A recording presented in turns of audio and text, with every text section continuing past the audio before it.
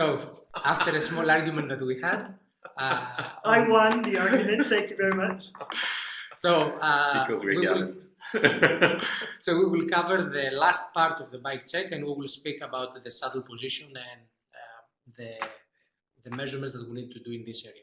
So Leslie, why do we need to measure the saddle position after doing all the other bike checks? Yeah, it's something that we just started doing a few years ago, and we really feel that it helped us because with making sure that the athletes are sitting back a little bit and their center of gravity is a little bit further back, the handlebars, they're not leaning forward so much, so they're not nervously steering, as Howard Vine would say, that they have a little bit more control over it because they're sitting back a little bit more. So it is something that we've had found with crashes and fewer crashes because of it.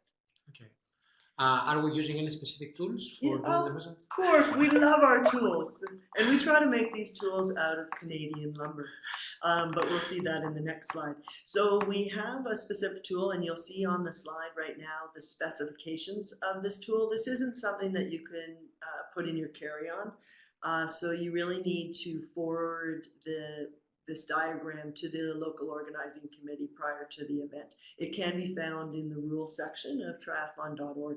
Ideally, every national federation would have one or two of these bike saddle position tools available for LOCs so they don't have to keep making them. And then by this way you have a consistency in all the events. Good point. So we have this famous Canadian wood. FSC. So I guess, does the tool look like this?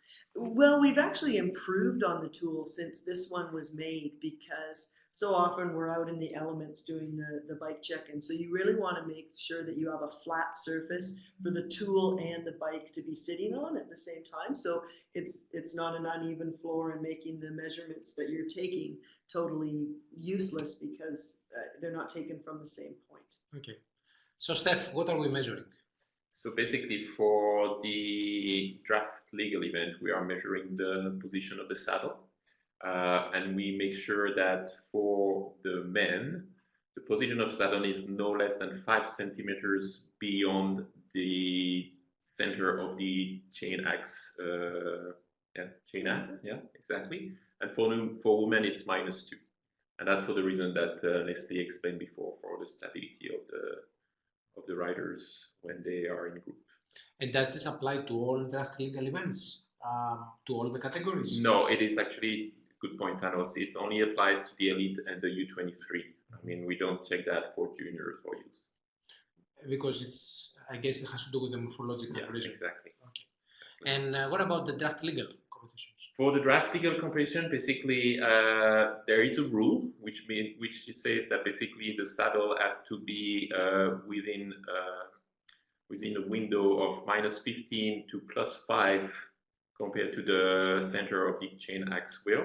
But this is quite a wide range, and basically this is something that we do not really check, for example, in age group, because all the bikes should follow that rules. It's just that whenever we see something abnormal, we just notice it quite easily, and then we do the check if necessary.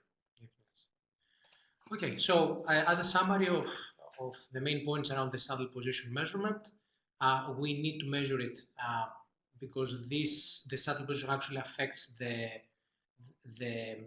weight center. The center of the weight. The center of weight on the bike. So that means the ability of the athletes have of managing the bike, especially on the technical sections.